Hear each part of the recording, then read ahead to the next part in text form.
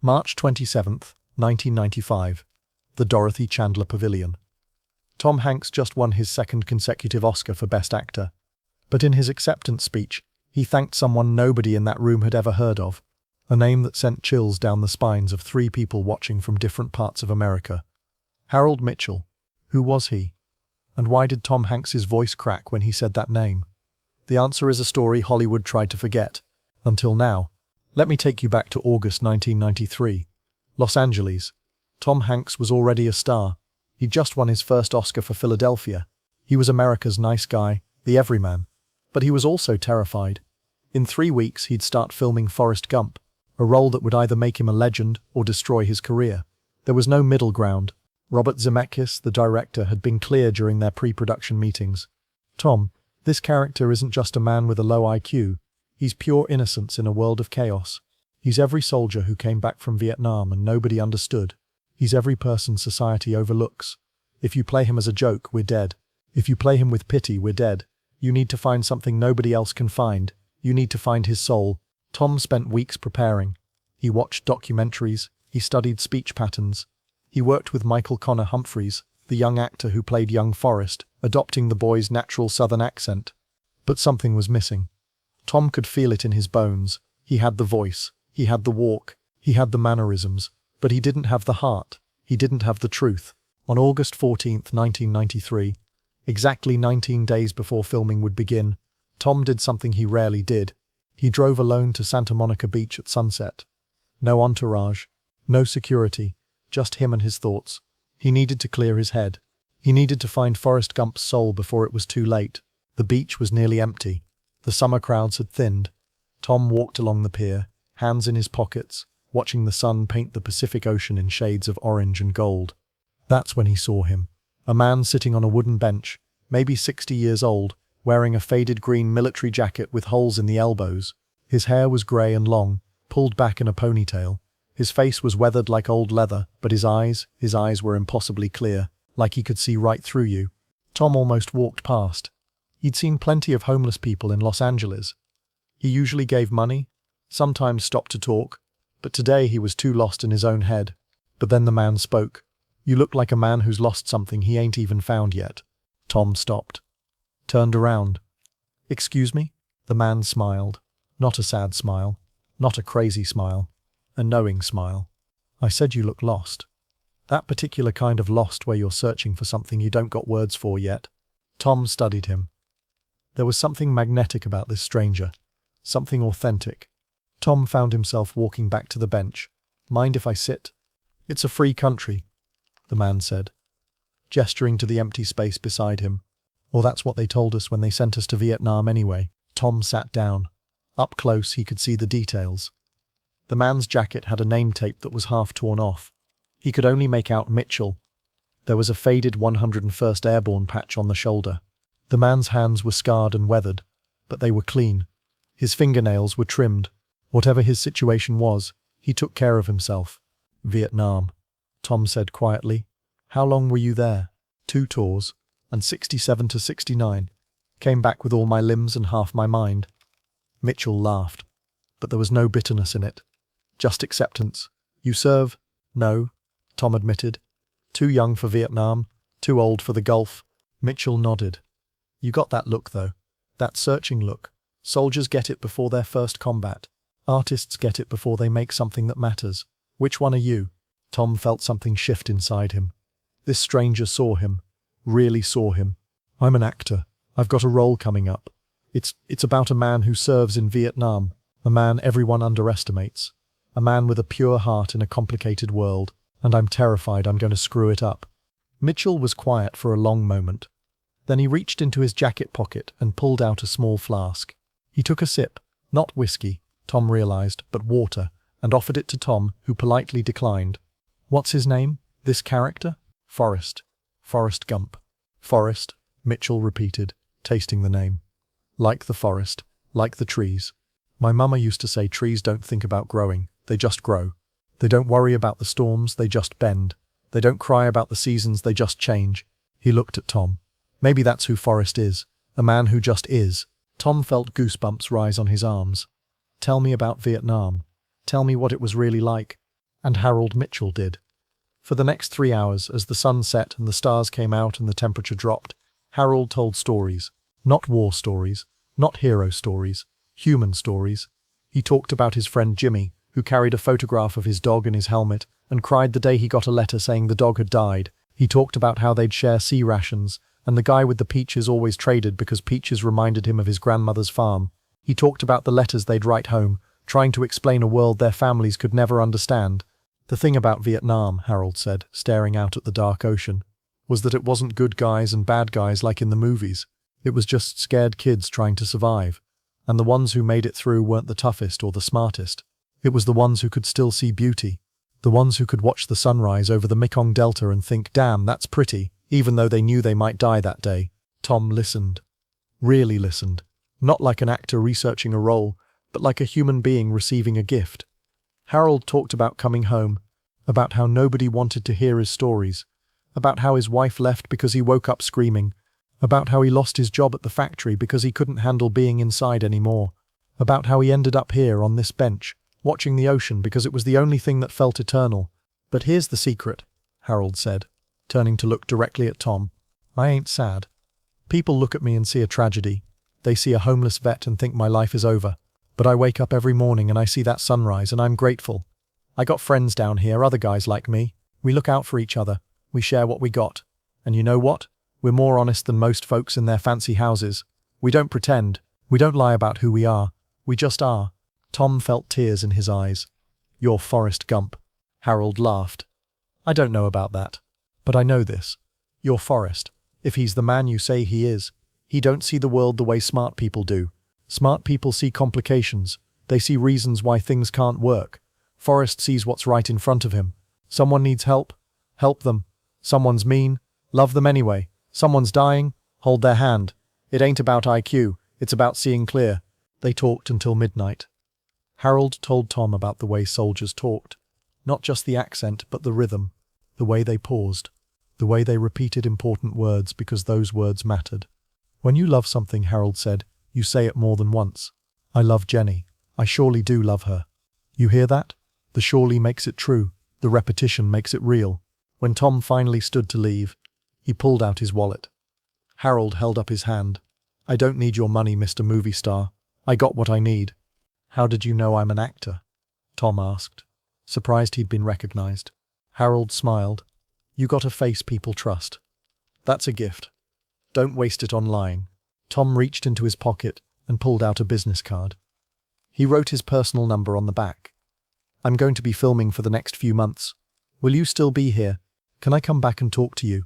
Harold took the card, studied it, and slipped it into his jacket pocket. I'll be here.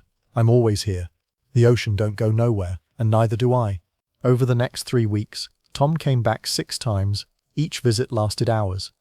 Harold taught him things no acting coach could teach. He taught him how to hold his mouth when he was thinking real hard. He taught him how soldiers stand, not at attention, but at ease with themselves. He taught him the difference between simple and simple-minded. Simple means you see the truth, Harold explained. Simple-minded means you miss it. On September 3rd, the first day of filming, Tom arrived on set carrying something invisible but precious, Harold's lessons in his heart. When he delivered his first line as Forrest Gump, something magical happened. The crew went silent. Robert Zemeckis got goosebumps. Tom wasn't acting anymore. He was channeling something real, someone real. Between scenes, Tom would sit in his trailer and replay Harold's words in his mind. Life's like the ocean, Harold had said. Sometimes calm, sometimes stormy, but always there, always moving forward. Tom thought about that when they filmed the running scenes. Forrest didn't run from something, he ran toward something, always forward. Just like Harold, who'd lost everything but kept moving toward each sunrise. The weeks turned into months. Filming was grueling. They shot in South Carolina, in Washington, D.C., at the Lincoln Memorial, in Monument Valley. Every location, every scene. Tom carried Harold with him. When they filmed the Vietnam sequences, Tom remembered Harold's stories about Jimmy and the peach sea rations. When they filmed the shrimping boat scenes, he remembered Harold talking about the ocean as a place of peace. When they filmed Jenny's death, he remembered Harold saying, "You hold their hand, that's all you can do." In December, with filming wrapped, Tom drove back to Santa Monica Beach. He brought a thermos of hot coffee and a bag of sandwiches. But Harold wasn't on his usual bench. Tom asked around, other homeless folks, the pier vendors, anyone who might know. A woman named Rose, who sold flowers near the pier, remembered him. Harold? Yeah, sweet man. He got sick about a month ago. Some folks took him to the VA hospital in West LA. Tom's heart sank. He drove straight to the VA hospital. After hours of bureaucracy and privacy policies, a kind nurse named Patricia finally helped him. Harold Mitchell, right? He was here. Pneumonia. We treated him, but he checked himself out 2 weeks ago. Said he needed to get back to his friends. I tried to convince him to stay, but you know how stubborn they can be. Tom searched for 3 days. He went back to the beach every morning and every evening. He asked everyone. He left his number with a dozen people who knew Harold. But Harold Mitchell had vanished like morning fog over the ocean. Post-production on Forrest Gump took months. Tom threw himself into ADR sessions, working with the sound team to get every line perfect. He could hear Harold's voice in his head, guiding him. The repetition makes it real. When they cut the final scene, Forrest at Jenny's grave, Tom cried real tears. Not for Jenny, for Harold, for all the Harolds the world had forgotten. July 6, 1994. Forrest Gump premiered. The reaction was instant and overwhelming. Critics called it a masterpiece. Audiences wept in theaters. Tom's performance was called transcendent. The film made $677 million worldwide. It became a cultural phenomenon. But Tom couldn't celebrate fully. There was an empty space in his heart, shaped like a homeless veteran on a beach bench. He tried finding Harold again. He hired a private investigator. He contacted veteran services. He even put out quiet inquiries through homeless advocacy groups. Nothing. Harold Mitchell had disappeared completely. The PI found records of a Harold Mitchell who served in the 101st Airborne in Vietnam, who'd been honorably discharged in 1969, who'd had a wife and a job in San Bernardino, but the trail went cold in 1987. After that, nothing. No address, no records, like he'd become a ghost. Then came Oscar night. March 27, 1995. Tom was nominated for Best Actor.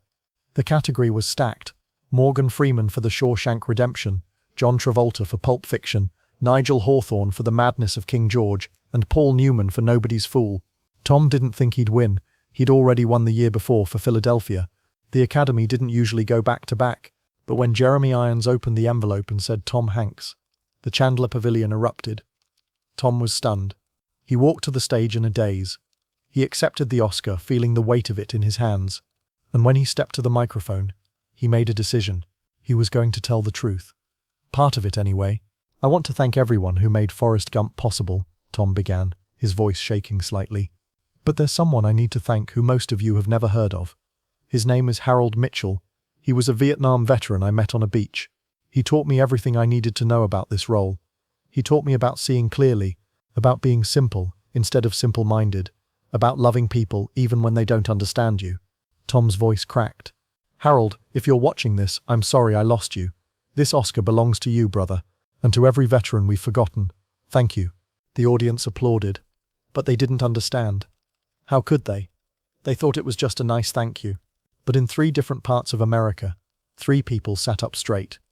One was Patricia, the VA nurse, watching with her family in West LA. One was Rose, the flower seller, watching on a small TV in her apartment near the pier. And one was a man in a small town in Oregon, sitting in a veterans hall, watching with a group of other former soldiers. That man's name was Harold Mitchell. And he was crying. After the Oscars, Tom received a letter. It arrived at his agent's office, forwarded through several channels. The envelope was wrinkled, and the handwriting was shaky, but careful. Inside was a single page. Tom's hands trembled as he read it. Dear Tom, I watched you win. I'm proud of you. I'm sorry I disappeared. I got sick and my friends took me north to Oregon where there's a better VA program. I'm doing okay now. Got a little room in a veterans boarding house. Nothing fancy, but it's got a window that faces east so I can see the sunrise.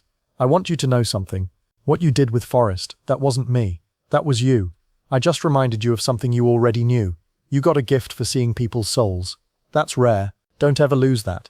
And don't feel bad about losing me. I'm not lost. I'm right where I need to be. You go out there and keep making movies that matter. Keep seeing clear. Keep being simple. And don't forget, life's like the ocean. Always moving forward. Your friend Harold. There was a P.O. box address at the top. Tom immediately wrote back. He sent care packages. He tried to call the veterans boarding house, but Harold never responded again. The P.O. box was eventually closed. The boarding house said Harold had moved on. Nobody knew where. Over the years, Tom never forgot. In interviews, he'd sometimes mention a veteran who taught me about truth. He'd donate quietly to homeless veteran causes. He'd visit VA hospitals when he could. And every time he drove past Santa Monica Beach, he'd look at that bench. In 2009, 14 years after the Oscars, Tom received another letter. This one was from a man named Robert Chen, a veterans advocate in Portland, Oregon. Mr. Hanks, I work with homeless and at-risk veterans. One of our longtime community members passed away last week. His name was Harold Mitchell. Before he died, he asked me to send you this. He carried it for years. He wanted you to have it. Inside the package was Tom's business card from 1993, yellowed and worn, with Tom's phone number on the back. And there was one more thing, a small photograph, faded and creased. It showed a young soldier, maybe 20 years old, standing in front of a helicopter in Vietnam. He was smiling. On the back, in Harold's handwriting, were 4 words, always moving forward. Harold. Tom framed that photograph. It sits in his home office. And every time he prepares for a role, every time he faces a challenge, every time he needs to remember what matters, he looks at it. He looks at young Harold Mitchell, who served his country, who lost everything, who ended up on a beach bench, but who never lost his ability to see clearly, to be simple, to love anyway. The truth is, Hollywood is full of legends, but behind every legend is someone you've never heard of. Someone who gave a gift without asking for credit. Someone who saw potential in a stranger and shared their wisdom. Someone who reminded us that greatness isn't about fame or fortune. It's about seeing people's souls and treating them with dignity. Harold Mitchell died at age 76. No headlines, no obituaries in major papers, just a small funeral attended by other veterans and the people he'd helped over the years. But his legacy? His legacy won an Oscar. His legacy touched hundreds of millions of people. His legacy reminded the world that simple doesn't mean stupid, it means seeing the truth. Tom Hanks keeps his promise. He's never forgotten. In 2020, when he recovered from COVID-19, he donated plasma and visited veterans' hospitals. When asked why, he simply said, "I owe a debt I can never fully repay." Those who knew the full story understood. So the next time you watch Forrest Gump, the next time you see Tom Hanks embody that beautiful, simple soul, remember Harold Mitchell. Remember that somewhere behind every great performance is a teacher you never see. Remember that the most powerful people aren't always the ones with their names in lights. Sometimes they're the ones on a bench by the ocean, watching the sunrise, waiting for someone to ask the right question. Life is like the ocean, always moving forward. Harold knew that. Forrest knew that. And now you know that too. If this story touched your heart, hit that subscribe button and join our community. We uncover the hidden legends behind the legends, the untold stories that shaped history. Where are you watching from? Drop a comment below. Have you ever met someone who changed your life but you never saw again? Share your story with us. And remember, the most powerful impact doesn't always come from fame. Sometimes it comes from a simple conversation with a stranger who sees you clearly. Keep moving forward, always forward.